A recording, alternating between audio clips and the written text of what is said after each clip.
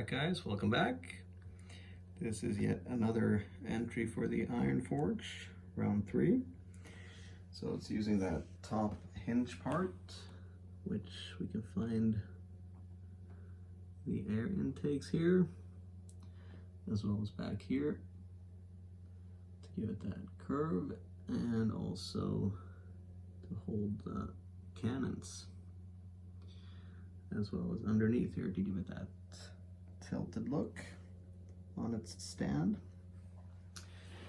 So obviously this is some type of sci-fi vehicle. Not sure if it's a helicopter or a plane, maybe something in between. Anyways, I started this build when I found this green canopy, which I thought was really cool. And I decided to go with sort of a helicopter slash fighter jet hybrid looking thing. So you got these engines, or yeah, not sure what you want to call them really. But the interesting thing about them is that they use an old rubber band to hold the tiles in place. So it's a technique I've used before. I think Eero Okkonen was the first one I saw use it.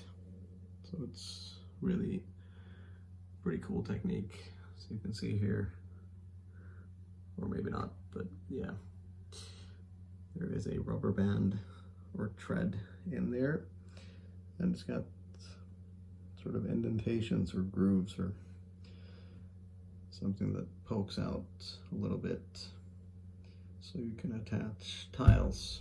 Not the most sturdy connection, but holds in place rather well. Back here you got some more fancy looking engines with some chrome pieces, just to add a little flair to the whole thing. You got the cannons here, and this one is obviously firing. Not sure if they're water propelled, but we'll just pretend that it's some awesome sci-fi plasma stuff, I guess. That's always cool. So yeah, that's pretty much the whole thing.